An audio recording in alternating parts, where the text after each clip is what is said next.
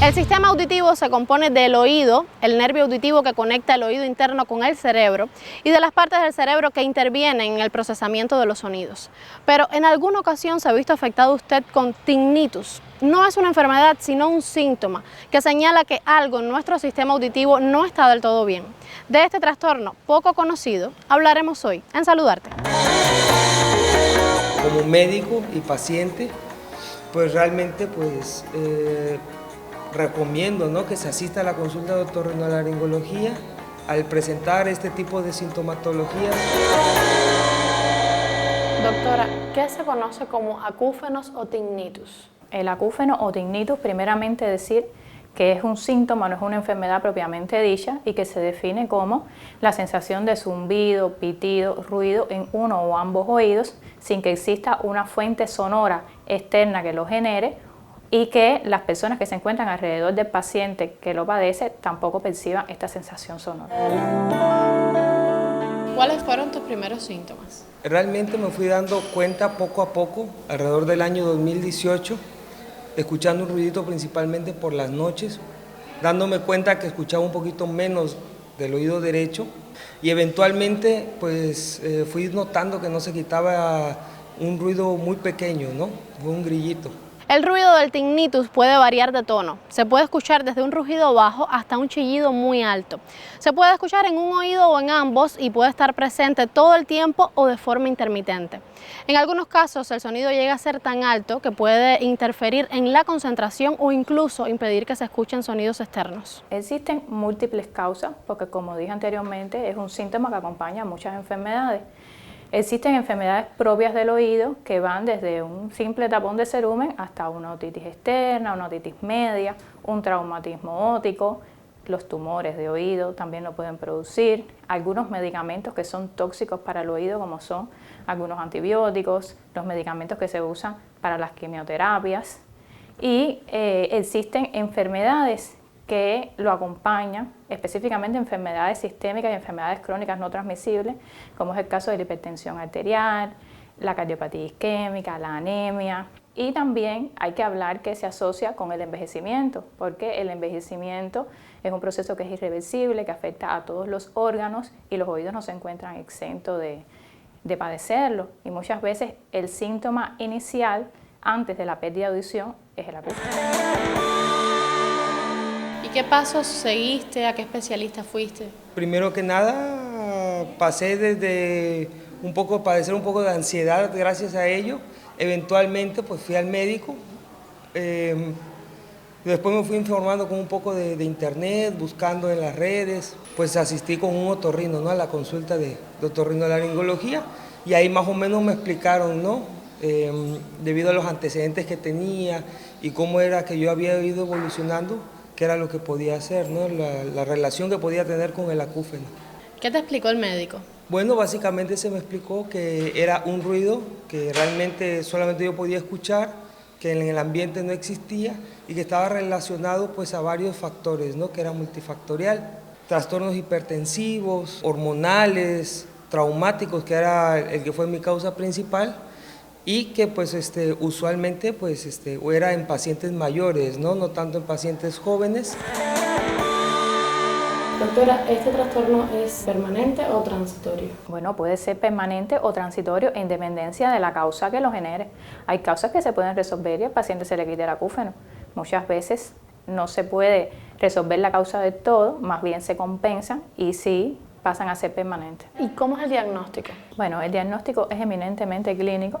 Se hace un buen interrogatorio al paciente buscando factores predisponentes, enfermedades asociadas. Posteriormente se hace un buen examen físico, haciendo hincapié en el examen físico del oído, revisando que el conducto auditivo no esté expedito, que la membrana timpánica esté íntegra. Y bueno, posteriormente hacemos pruebas audiológicas, dentro de ellas la audiometría, para ver si este acúfeno se asocia con disminución de la audición, que muchas veces lo acompaña, igual que el síntoma vértigo.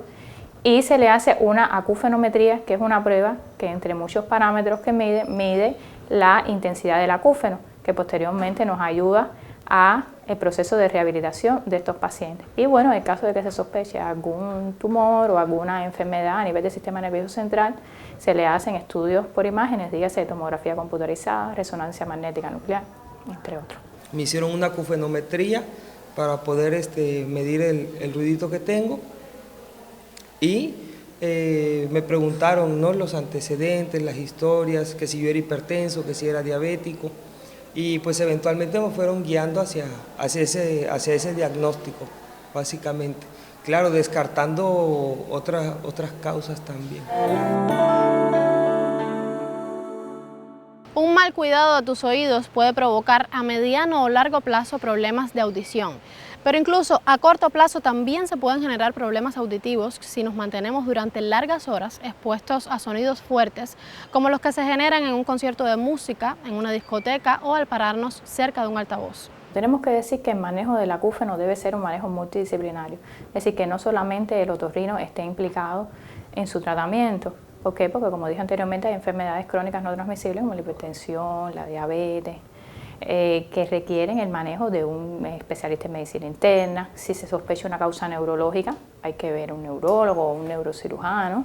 Y muchas veces también hay que interconsultarlos con psiquiatras, con psicólogos. ¿Por qué? Porque es un síntoma que genera en el paciente mucha ansiedad, depresión y insomnio.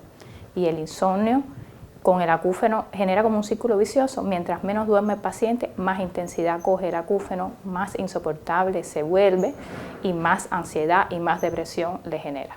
A veces lo tolero bien, a veces me desespero un poco, pero como sé qué es lo que tengo y sé que no es algo externo, pues me tranquilizo un poco, ¿no? Puedo llegar hasta un punto de ignorarlo poniendo música o algún ruidito que lo enmascare un poco.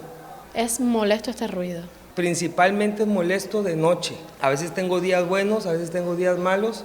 A veces incluso cuando coincide con el ruido, por ejemplo, del televisor cuando hace estática, molesto un poco, ¿no? Porque coincide ese ruidito con el que yo tengo en el oído y me confunde un poco. ¿Qué tratamientos pudieran mejorar este molesto síntoma, doctora? Decir que existe un tratamiento 100% eficaz para todos los pacientes que lo padecen es una utopía hoy en día. ¿Por qué? Porque son muchas las causas que lo producen. Entonces, generalmente el tratamiento va encaminado a la causa que está provocando el acúfeno. Se han planteado múltiples tratamientos para tratar de disminuir la intensidad del mismo y en muchos pacientes desaparece, en otros no desaparece, se queda permanente. Dentro de ellos están los tratamientos con medicamentos vasodilatadores que ayudan a todo el proceso de aumentar la circulación a nivel del oído y con ello hay muchos pacientes que mejoran. También se plantean los tratamientos con medicina natural y tradicional, dentro de ellos la acupuntura es uno de los más usados.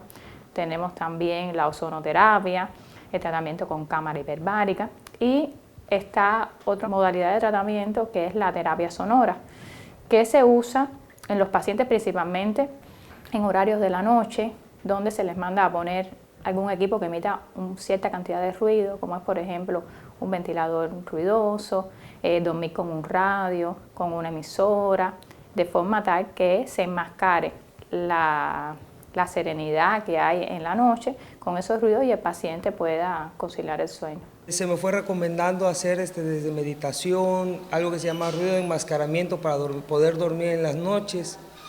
Si pudiera yo conseguir algún aparatito para enmascarar el ruido también y ejercicio básicamente, ¿no? Para poder desde distraerme hasta mejorar factores como la circulación, dieta, para poder ir compensando los factores que lo causan. Ahora que me mencionas la dieta, ¿padeces de alguna enfermedad no transmisible como la diabetes o la hipertensión? No, realmente no. Bueno, hasta la fecha no tengo nada de eso, no me he reportado con nada ni de antecedentes hipertensivos, ni de diabetes, ni en mi familia. Y en tu caso particular, ¿cuál fue la causa de este síntoma? Trabajaba yo en una unidad aeromóvil y pues el ruido de los rotores, disparos y ese tipo de factores pues me habían causado un acúfeno de tono bajo, pero pues eventualmente es algo que molesta. Doctora, ¿y qué importancia tiene el seguimiento de estos pacientes? Bueno, como en todas las enfermedades, el seguimiento es fundamental, porque nos permite evaluar con el tratamiento que nosotros le imponemos a estos pacientes cómo van evolucionando, si ha disminuido la intensidad del acúfeno, si no ha disminuido, si hay que usar otra modalidad de tratamiento, además de la que se le puso inicialmente. Entonces el seguimiento es fundamental. En un principio es una enfermedad muy desesperante, sobre todo a la hora de querer descansar y darse cuenta que no se quita ni de día ni de noche. Y hacer el descarte porque, pues, como sabemos, no es una sola causa la que tiene este problema, ¿no? Es multifactorial.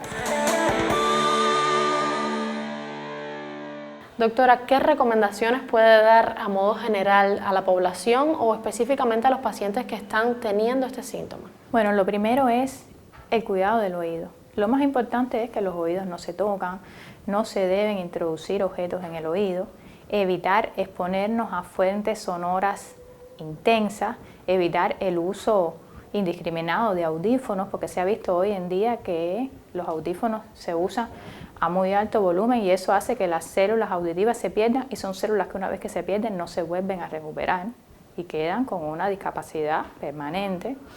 El control de las enfermedades crónicas no transmisibles, principalmente el control de la hipertensión arterial, de la diabetes mellitus, de la cardiopatía isquémica, que son enfermedades que afectan tanto la macrocirculación y la microcirculación. Evitar el consumo indiscriminado de bebidas alcohólicas, los hábitos tóxicos como el tabaquismo, el exceso de café y sobre todo de que cuando un paciente tenga algún síntoma, ya sea acúfeno u otro síntoma auditivo, consulte al especialista y no se automedique y no se manipule porque todo a tiempo puede tener solución. Las personas que sufren de este trastorno generalmente experimentan problemas psicológicos, físicos y sociales al no poder descansar adecuadamente. Las causas del tinnitus sin duda son variadas, pero por lo general aparece al exponernos durante largos periodos de tiempos a sonidos muy altos. Por eso es recomendable no escuchar sonidos que excedan los 60 decibelios y por supuesto no hacerlo durante más de una hora. Diagnosticar y tratar esta patología es fundamental para garantizar su calidad de vida. Por hoy es todo. La semana próxima no faltes. Dame el placer de volver a saludarte.